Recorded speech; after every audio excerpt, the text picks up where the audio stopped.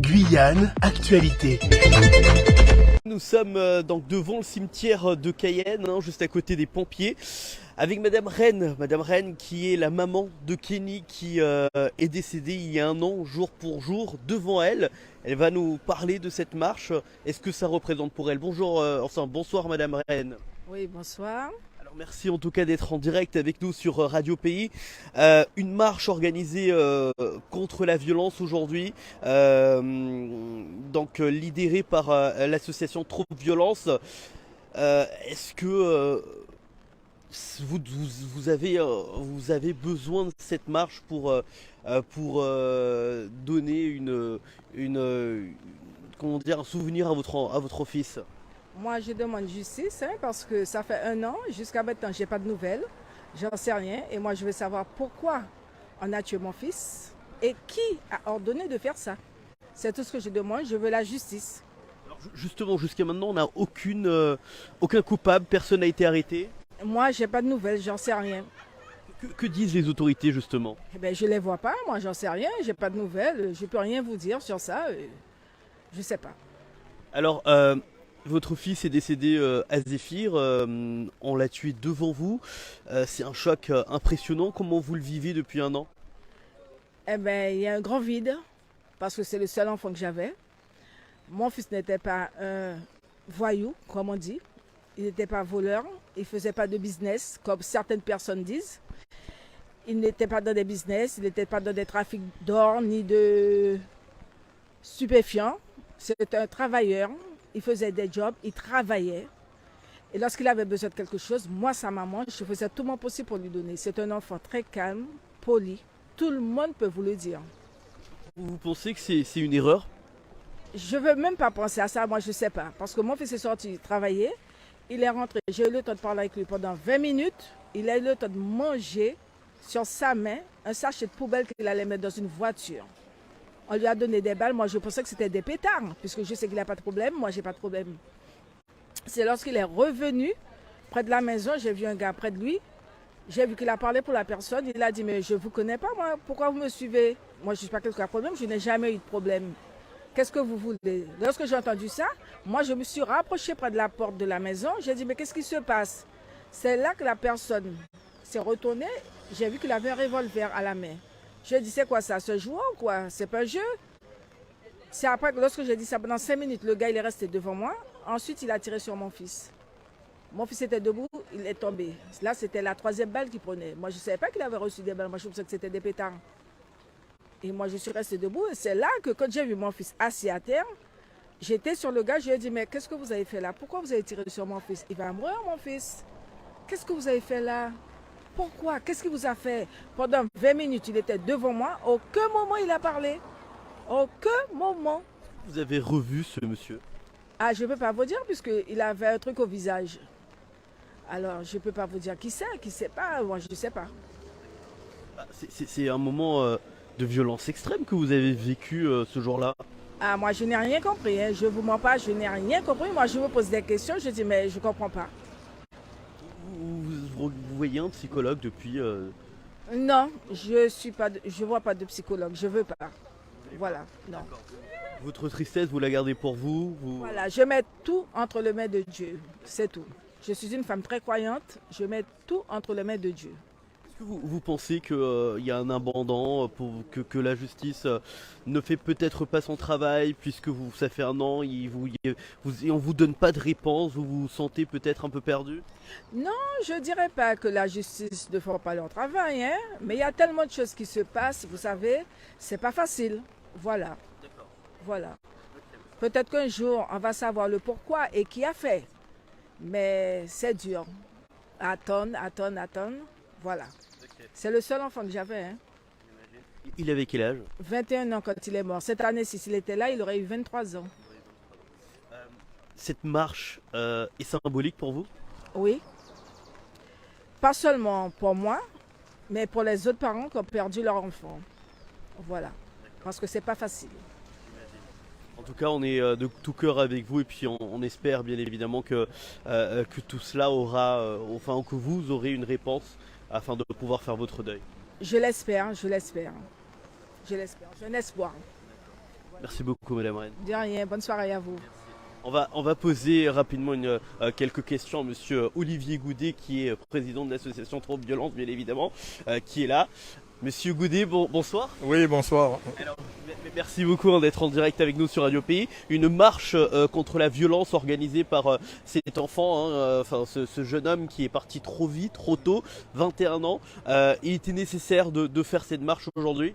Il est toujours nécessaire de faire des marches en soutien aux familles, puisque les parents, les voisins, les voisines sont toujours dans l'incompréhension. Aujourd'hui, on est face à une situation de deux poids, deux mesures.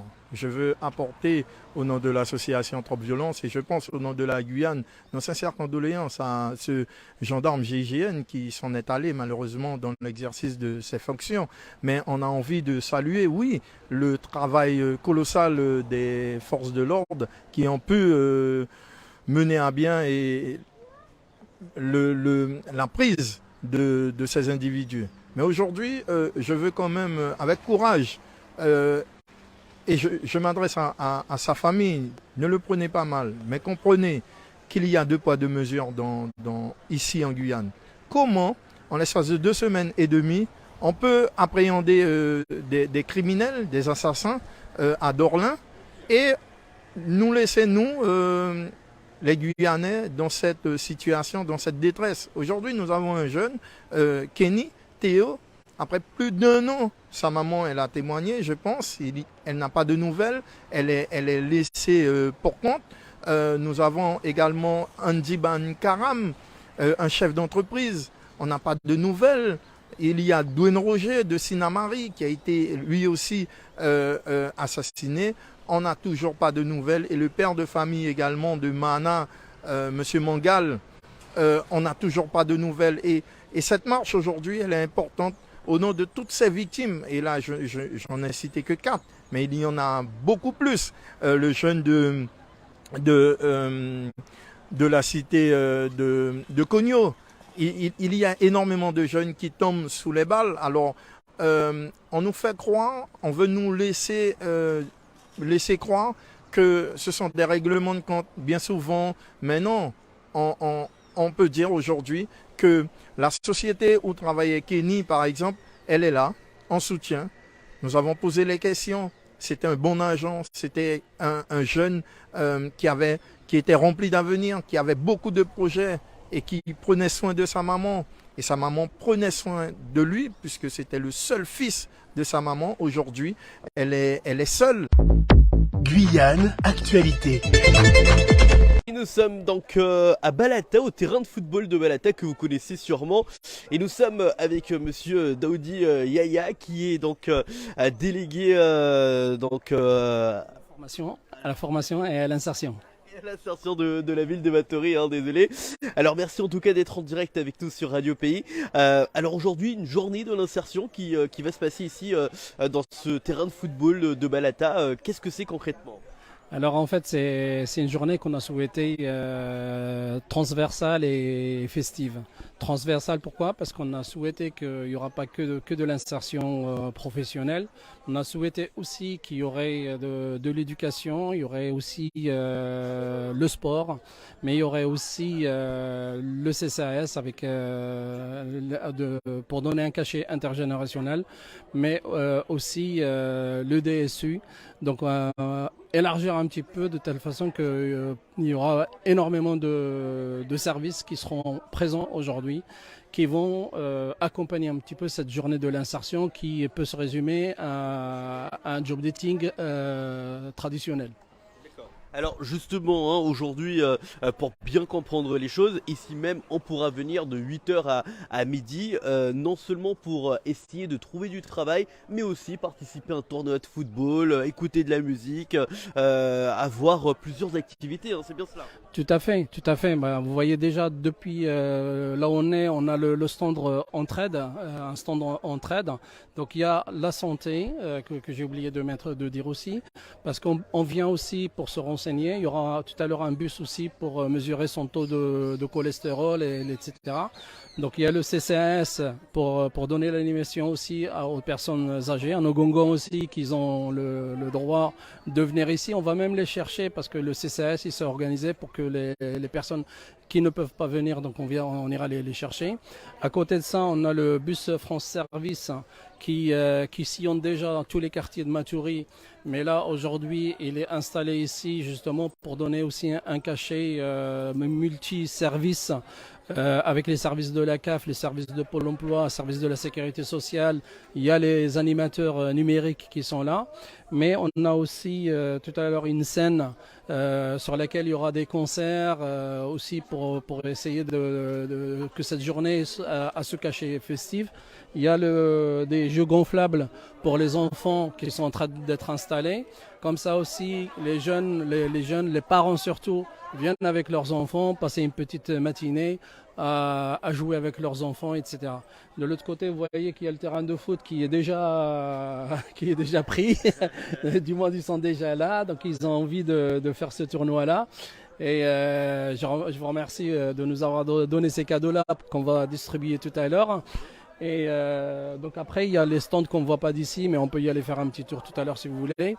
C'est tous les stands qui tournent autour de l'emploi. Donc ça peut être Pôle emploi, il y a la PRIC de Matoury, c'est une structure d'insertion par l'activité économique. Il y a des boîtes d'intérim aussi, il y en a 2 ou 3 qui seront installés aussi, qui sont en train de s'installer justement pour faire ce job dating. Mais il y a d'autres associations quartier qui sont là justement pour un petit peu donner cette dimension transversale à cette cité de l'insertion qu'on commence aujourd'hui à Balata. Voilà, donc ce qui est bien à noter, c'est que vous dites commence aujourd'hui à Balata, c'est-à-dire que c'est la première édition. Alors c'est notre première édition dans ce format-là. On avait déjà, comme j'ai dit, la caravane de l'emploi et on a déjà fait pas mal de quartiers. On avait cet été, avec la Coupe du Monde, on a organisé la Coupe du Monde de l'insertion. On a déjà allié l'insertion au sport, parce que le sport aussi c'est une niche d'emploi aussi. Et là on passe à une 3e dimension où on va regrouper un petit peu, comme j'ai dit, la culture, le sport, l'éducation, parce que l'éducation, il y aura aussi un stand tout à l'heure pour si des personnes veulent avoir des renseignements, comment inscrire leurs enfants pour 2024. 23-24, c'est-à-dire l'année en septembre, il y aura un stand pour les informer, pour les aider, etc., pour justement mettre en place ça. Donc on voit bien qu'on a un petit peu ramené tous les services de l'hôtel de ville, tout le service public qu'on donne sur l'hôtel de ville, mais on le ramène dans les quartiers. Parce que ça s'inscrit un petit peu dans notre politique qui était pour vous, avec vous. Parce qu'on a à Horizon 2030, donc du coup on voit un petit peu au-delà de notre mandat, parce qu'on fait les choses maintenant, on fait les choses à moyen terme, mais on voit aussi à plus long terme. Alors aujourd'hui on est au terrain de football de Balata, on l'a compris. On sait que Matoury c'est grand, il y a Matoury, Concorde, Larivot. C'est-à-dire que pour la 2e édition, vous allez